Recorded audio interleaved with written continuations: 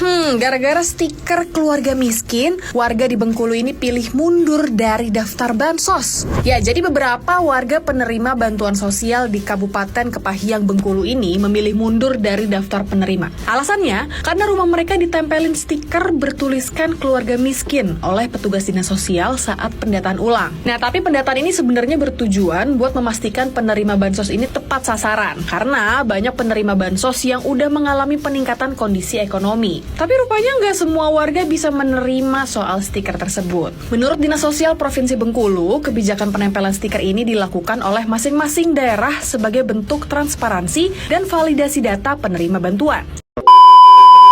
Halo semua, kembali lagi di podcast kami yang dimana kita akan membahas mengenai pelayanan publik dan bagaimana sih partisipasi masyarakat yang akan ikut serta dalam terjadinya pelayanan publik itu. Dan di sini saya tidak sendiri, ada teman-teman saya di samping kiri dan kanan saya. Hai, aku Feby. Hai, aku Indri. Hai, aku Sarfir. Dan saya Cica. Sudah siap nih untuk bahas topik kita pada hari ini. Nah, tema yang kita bahas kali ini itu mengenai pelayanan publik dan bagaimana sih partisipasi masyarakat yang ada di dalamnya sehingga hal ini bisa membantu terjadinya pelayanan publik yang semestinya.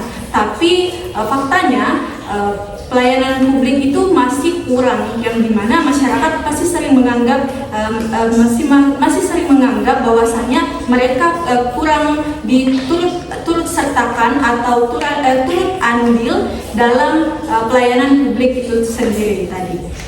Nah, kalau berbicara tentang pelayanan publik, intinya tuh pelayanan publik itu tanggung jawab pemerintah untuk melayani masyarakat. Misalkan dalam administrasi kependudukan untuk membuat KTP atau juga pelayanan kesehatan, pendidikan dan juga bantuan sosial. Nah, ya benar sekali. Pelayanan publik itu bukan hadiah, tapi hak masyarakat yang dimana dijamin di dalam undang-undang, yaitu Undang-Undang Nomor 25 Tahun 2009 tentang partisipasi publik. Nah, idealnya sih pelayanan publik itu lebih cepat, mudah, transparan, dan lebih penting yang beretika. Tapi di lapangan masih sering sekali banyak hal-hal yang sering menyakiti hati masyarakat. Tapi kadang misalnya juga bukan cuma di teknis doang sih, tapi juga masalah sikap ya terutama. Seperti misalnya ada petugas yang cara pembawaannya itu tidak baik, mungkin tidak sopan dia pelayanannya mungkin. Terus ada juga yang pelayanannya lambat dan terutama kebijakan yang malah bikin warga itu tersinggung. Nah, itu juga termasuk permasalahan pelayanan publik. Betul sekali itu tadi.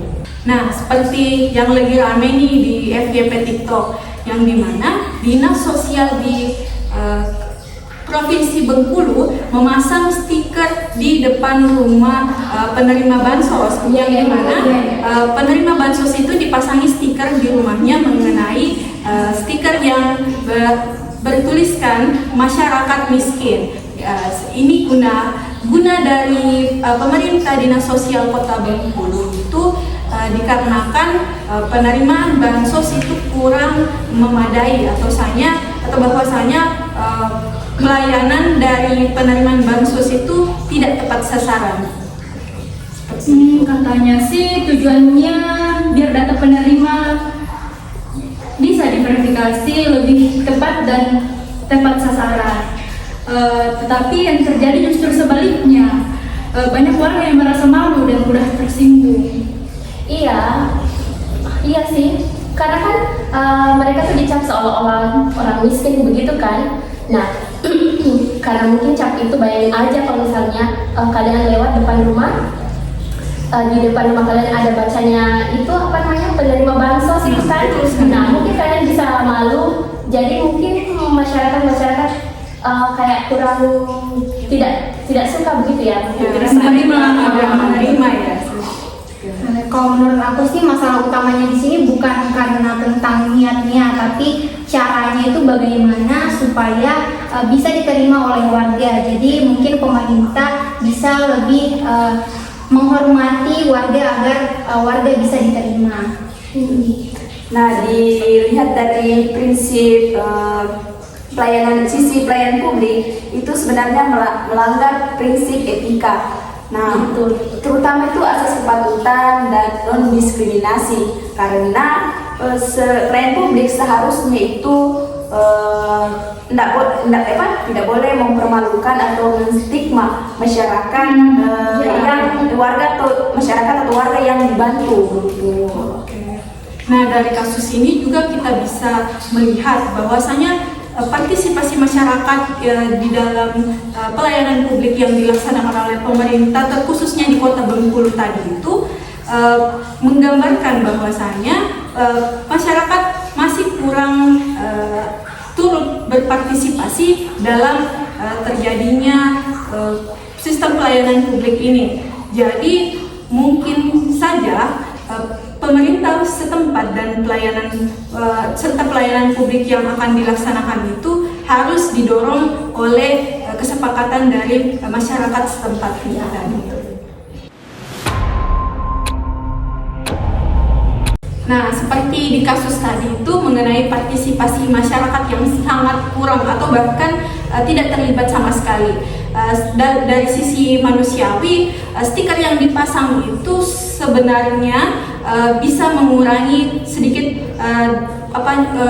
derajat dari orang-orang yang rumahnya dipasangi stiker, karena stiker yang dipasangkan itu bertuliskan keluarga miskin. Nah, mungkin ada pro kontra dari teman-teman mengenai pemasangan stiker itu, mungkin dari saudari Cica. Nah, sebenarnya itu masalah utamanya itu bukan tentang penempelan stiker, tapi kurangnya empati dan partisipasi masyarakat dalam kebijakan pelayanan publik. Nah, pemerintah juga itu sering jalan sendiri tanpa memperhatikan atau memahami kondisi yang terjadi di dalam masyarakat. Begitu. Nah, betul banget tuh. Nah, ini kan bisa jadi ketimpangan ya akhirnya.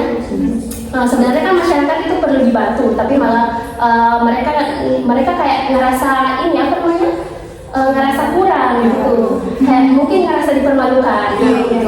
Nah, mungkin dari sini kita bisa melihat bahwa sebenarnya mungkin sebagai pelajaran ya, bahwa kebijakan dari pemerintah itu kebijakan pelayanan publik itu ya. Terima kasih atas koreksi ya. Mungkin kebijakan pelayanan publik itu ya jadi pelajaran penting bahwa kebijakan publik itu bukan cuma harus dipandang dari sisi administrasi juga teman-teman, tapi juga dari sisi kemanusiaannya begitu.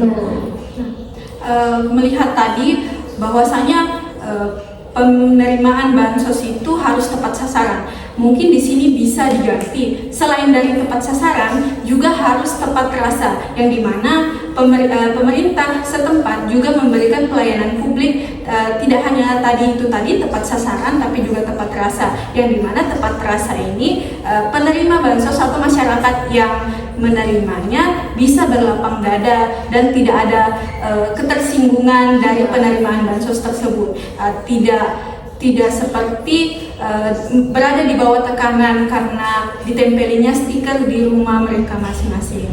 Nah, makanya penting banget ada dua dialog antara pemerintah dan masyarakat supaya kebijakan yang dibuat ini bukan cuma sesuai aturan, tetapi juga diterima baik oleh warga. Betul, diterima baik oleh masyarakat.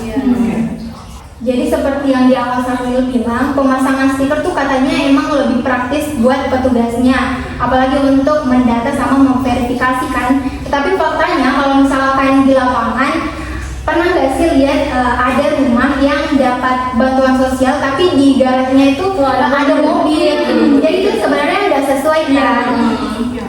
Betul sekali, argumen yang disampaikan tadi itu juga selaras nih sama komentar-komentar yang ada di TikTok. Banyak yang komentar di TikTok kalau misalnya rumah yang dipasangi stiker itu sebenarnya sudah efektif, karena banyak sekali tadi seperti yang disampaikan Indri, kalau rumahnya bagus, rumahnya dia punya mobil, atau mungkin saja dia penerima bansos 5 tahun yang lalu tapi masih terdata, sehingga perlu adanya pembaharuan data misalnya untuk penerima bansos. Tidak hanya bersifat secara tegas juga bersifat secara efektif, dan di sini diperlukan juga partisipasi masyarakat di dalamnya, yang dimana mereka bisa membantu pengolahan data kepada pemberi pelayanan publik atau pemerintah setempat tentang data-data siapa saja sih orang atau masyarakat yang perlu penerimaan bansos yang tepat sasaran. Nah, di sini penerimaan bansos itu sendiri tadi bukan hanya sebagai acuan untuk diberikan diberikan pelayanan yang efektif, tapi juga efisien. Tapi masalahnya itu data itu sering sekali tidak sempurna atau salah sasaran. Nah, terkadang itu ada orang yang seharusnya tidak perlu dapat bantuan malah dapat, dan mereka yang butuh bantuan malah dipermalukan dengan stiker seperti itu.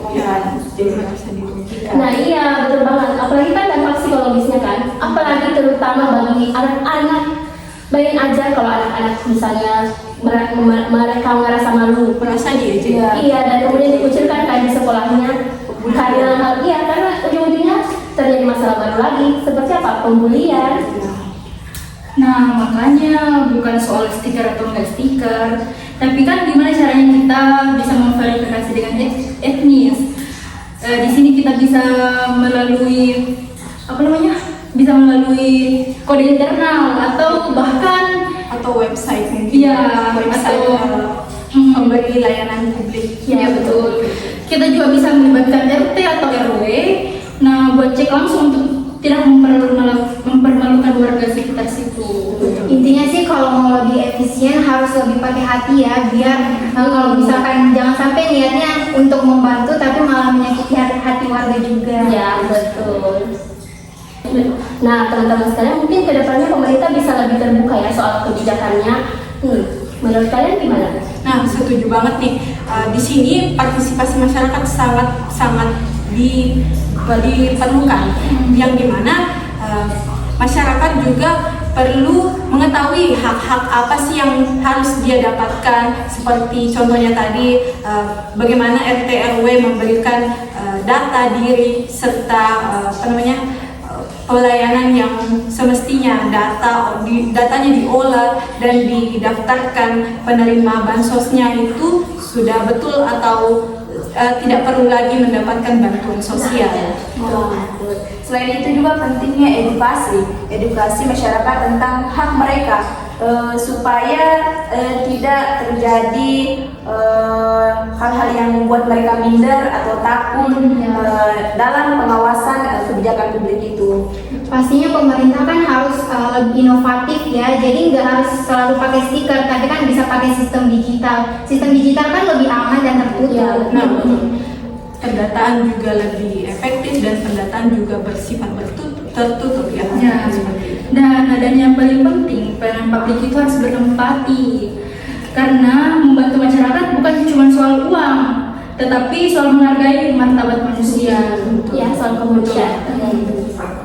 Nah, dari kasus Bengkulu nih, dari kasus Bengkulu yang melibatkan dinas sosial dan masyarakat itu sendiri, sebagai penutup podcast kita nih pada hari ini, kita bisa mengambil atau menarik kesimpulan bahwasanya pemberian pelayanan publik itu terutamanya kepada masyarakat harus bersifat efisien, efektif dan juga merata, yang dimana pelayanan publik itu juga akan berdampak baik kembali kepada masyarakatnya apabila pelayanan publik berjalan dengan baik. Iya, dan pastinya masyarakat tuh juga punya peran besar untuk berpartisipasi akan memastikan kebijakan publik itu tetap adil. Betul.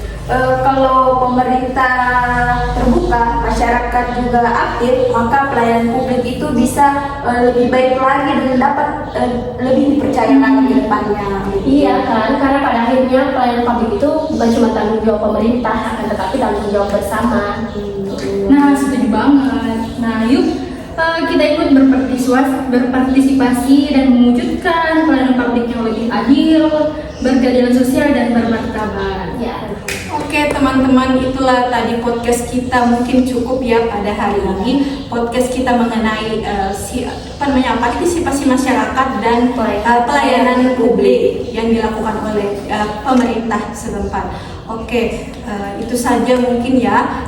Terima kasih kepada teman-teman yang sudah sempat hadir pada hari ini, memberikan sedikit pemahamannya kepada teman-teman sekalian, dan juga kami tutup podcast ini dengan mengucap Assalamualaikum warahmatullahi wabarakatuh.